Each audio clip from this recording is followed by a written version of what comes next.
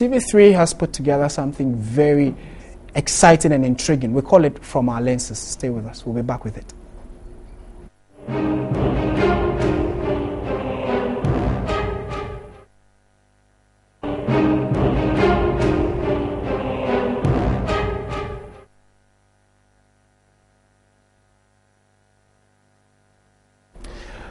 There have been several issues about Ghana's labor front. I mean, there have been agitations of several years back, going as far back as the Nkrumah era. But today we are going to focus on a number of the recent ones that have plagued the sitting government and the recent past governments. Now, the Civil and Local Government Staff Association, CLOGSAG, has blamed the numerous labor agitations on government offering allowances to some workers which have not been captured in the single spine pay policy.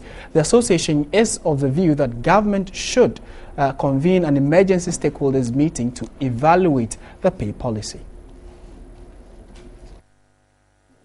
CLOGSAG says it is not surprised at the numerous labor agitations. The association blamed the problem on government offering some allowances to some public sector workers, which has not been captured by the single spine pay policy. Certain allowances that people are asking for were supposed to have been part of their single spine based pay. Why are they asking for these allowances? That's the question. Because some people have been given these allowances have been reintroduced to some people. And if the policies are about equity, why should some be left out? So more strikes will come. Therefore, proposed an evaluation of the pay policy to reduce the agitations. We have to sit back and evaluate the single spine pay policy, its implementation. It is a big failure. Let's go back to the white paper report on the single spine pay policy. All the solutions are there. There should be implementation guidelines. It talks about how negotiations should go about. Already, government, including organised labour, has set the public sector joint negotiating committee to discuss grievances on the pay policy. Again, CLOGSAG is of the view the joint committee should constitute associations which have collective bargaining agreement to help reduce labour agitations. When you go to the Labour Act, you should have a bargaining certificate before you can even join or another association. But ask yourself, the gathering they call public joint negotiating, have all the parties who are, do you have correct bargaining certificates? That's the question.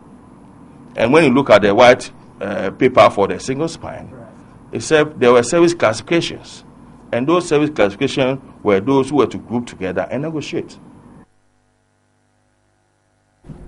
All right, so to help us understand what has been happening with specific focus on the doctors' strike is my colleague Odelia Ofori, who's joined me in studio. Good afternoon, Odelia. Good afternoon. Are you looking good? Thank you. Okay. After taking a long break. Yes, you've been missing for a long time. Thank you for coming back to us. Okay. But before Odelia delves into the issue regarding the doctor strike, let's refresh your memory about that strike that was declared by the judicial services of Ghana.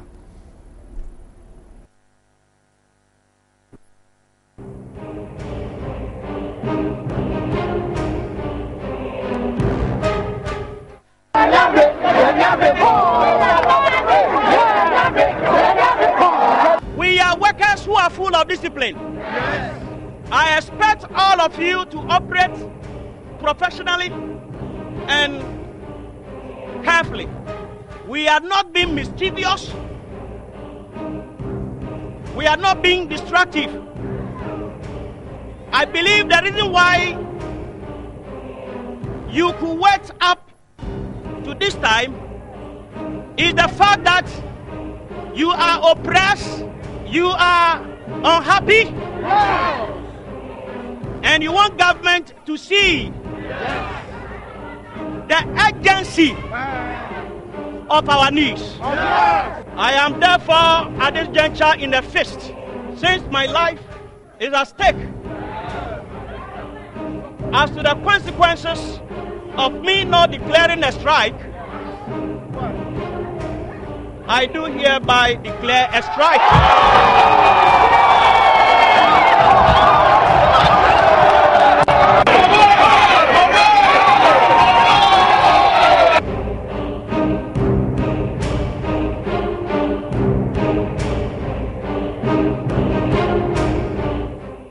All right, so that is the leadership of JUSAG when they declared the strike a few months back. And I think that is just a microcosm of the many labor agitations or labor problems that has plagued the sitting government. But the one that we are all battling or struggling with now has to do with the issue of the doctors' strike. And Odelia has been following with very keen eyes, and she's joined us to talk about it. Yep. Odelia, where have we come from and where are we now? Well, basically, the doctors have been talking about conditions of service, and because they belong to the essential services group, which is made up of the military, the police, the fire service, and all of that.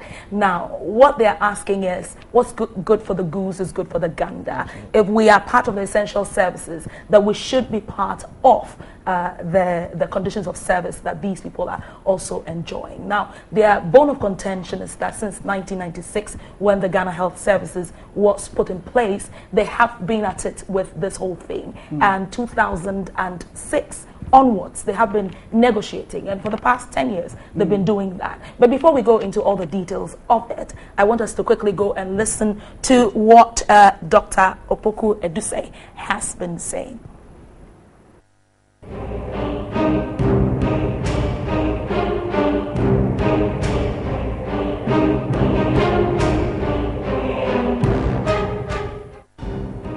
I cannot promise no strikes. Something causes the strike. If you look at it, most of the cause of strike, I will lay it on the desks of government. Now, government says is the sole employer for all the public sector doctors and other employees. If there are so many outstanding issues, even right from 2006, and they are not resolved, they cause the strike.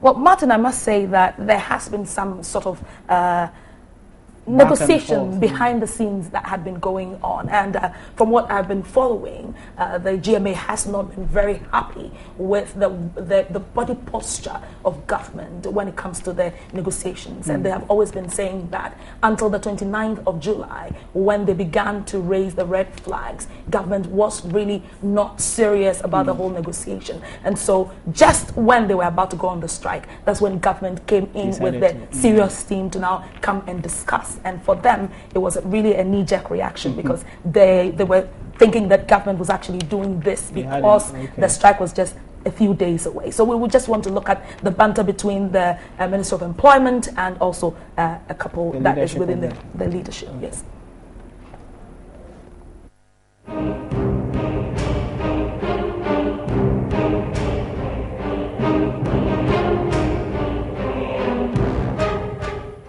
My advice to them, as I've repeatedly said, is to hasten cautiously in withdrawing their services because they are critical and essential service providers.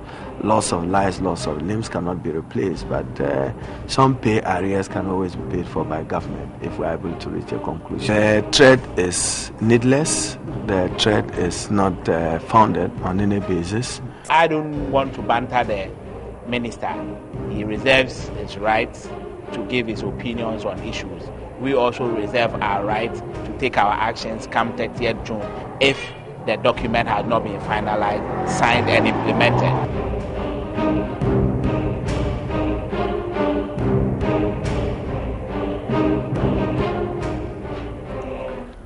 Well, I must say that, Martin, there had been a couple of arguments back and forth, even the legality of this whole strike action, because, you know, people under the essential services are not supposed to be going on strike. Exactly. But if the conditions of service that these people are supposed to be enjoying has not been given to them, you ideally cannot put them under the essential services because they really are not enjoying that. And so the whole argument, you know, actually perhaps may have pushed the president and also the rest of the team, especially the president's statement on the fact that it's not in the budget. Exactly. And when you look at the 2015 budget, you look at 3 million cedis representing 9.47% of the whole budget. And, you know, the health service is actually the second ministry that takes the biggest chunk of the whole budget. The president says it's not in the budget and they are not going to pay for it. Ironically, I'll say that if the spinal cord should break, it must not be at the hands of a group whose principal calling is rather to heal. Any agreements that are reached in respect of allowances or conditions of services would have to be appropriately captured in the budget. And I want to say for emphasis that I will not authorize any expenditure on wages and compensation not provided for in the budget.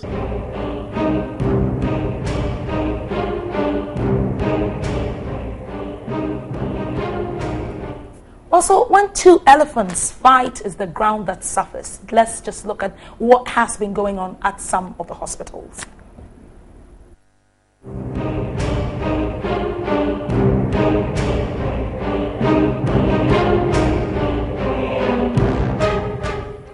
They should have gone on the strike because it have affected me now.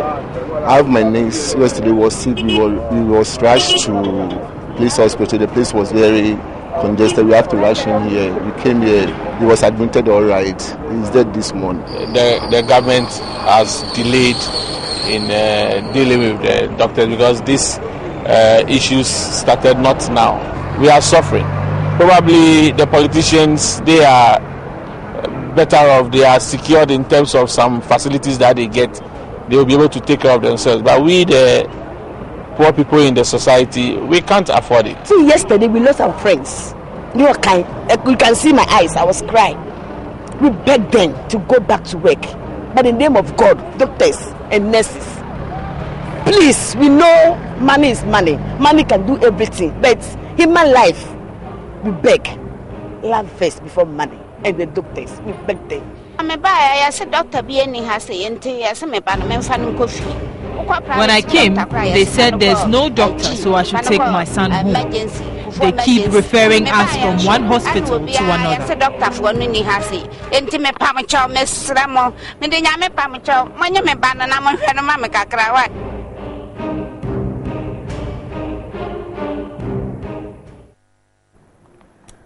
Well, so we just want to be talking about the way forward. Exactly because what's going on. We know that there was an initial proposal from the doctors. Yes. Government said they had received it, and then government sent them a counter proposal. Have they received it, and what is the latest with regard to that? Well, on the 9th of August, that's when the counter proposal issues were, sat on for them to really determine whether they're going for it or not. Now, the doctors are saying that the counter proposal is virtually worse than a couple of proposals they had been playing around with. It is only one new item that has been added to it, and for them, they're not going for it. They're going for a general meeting, an annual general meeting. That is the doctors. The doctors. They're just going for a general assembly on the 14th, which is supposed to be the day that they would begin announcing their resignation. Yes. And then government has also stated that if you do not go to work by the 14th,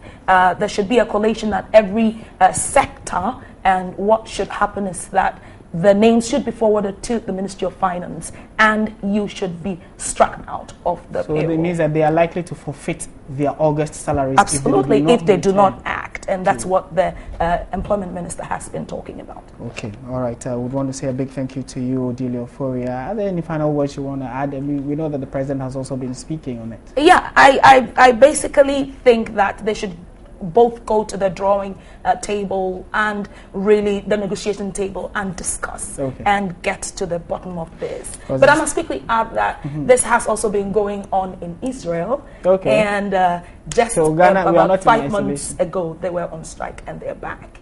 So I think that there should be an end in sight to this. Absolutely. Thank you very much, Odelia Ofori, TV3's reporter, keeping an eye on the development in the health sector. And we are certainly going to keep you updated whether the doctors are likely to forfeit their salaries by the 14th, which is this Friday, or they are going to return so that at least they can get the salary while negotiations are ongoing.